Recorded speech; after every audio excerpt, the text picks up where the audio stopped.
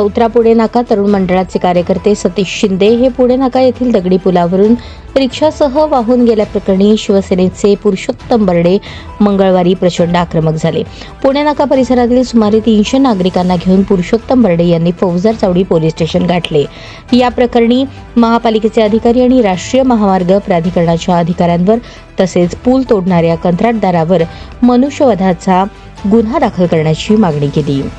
4 दिवसांपूर्वी झालेल्या प्रचंड पावसामुळे जुना पुणा नाकावरून गणेश नगर मडकी वस्तीकडे जाणाऱ्या जुन्या पुलावरून जाताना सतीश शिंदे हा रिक्षा चालक रिक्षासह वाहून गेल्याची दुर्दैवी घटना घडली। सोलापूर महानगरपालिकेचे ना हरकत प्रमाणपत्र व सोलापूर शहर वाहतूक शाखेची पूर्व परवानगी नसताना कंत्राटदाराने येथील पूल पडला आहे। तसेच या रस्त्यावर कोणतेही बॅरिकेडिंग न केल्यामुळे अंधारात रिक्षा चालकाला तुटलेला पूल न दिसल्याने रिक्षा पाण्याच्या प्रचंड प्रवाहामध्ये पडून रिक्षासह सतीश शिंदे वाहून गेले।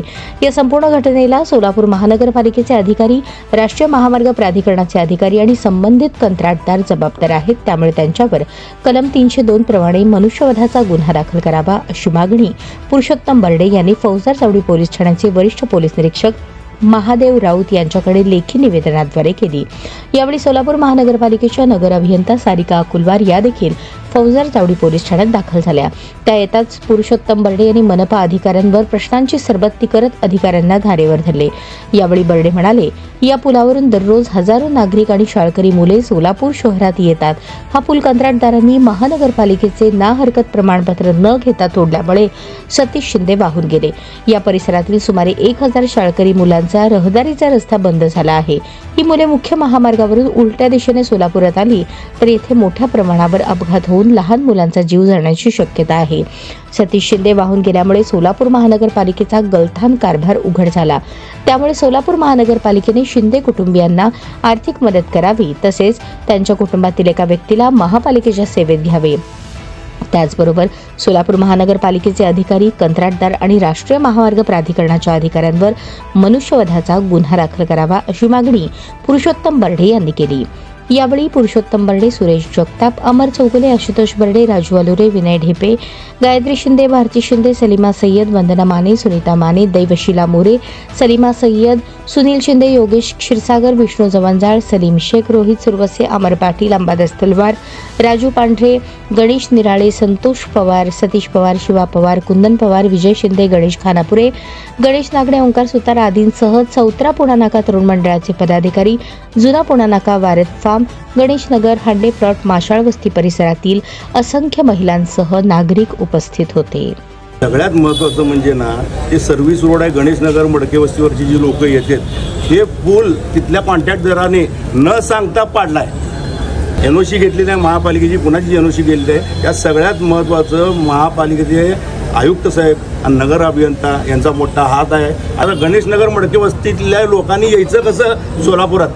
वन वे आलं तर हायवे निघाला की ट्रकाखाली माणसं चिरडले जातात। आज 1000 विद्यार्थी शाळेला, इकडं शरद पवार शाळेला, शिवाजी शाळेला, बाकीच्या सगळ्या शाळेला येतात। ते पूल कोणाला न सांगता पाडलेला आहे। त्याची पहिला चौकशी करा आणि कंत्राटदारावर 302चा गुन्हा दाखल करून त्याला आत घाला। आज काय आंदोलन केलं सर?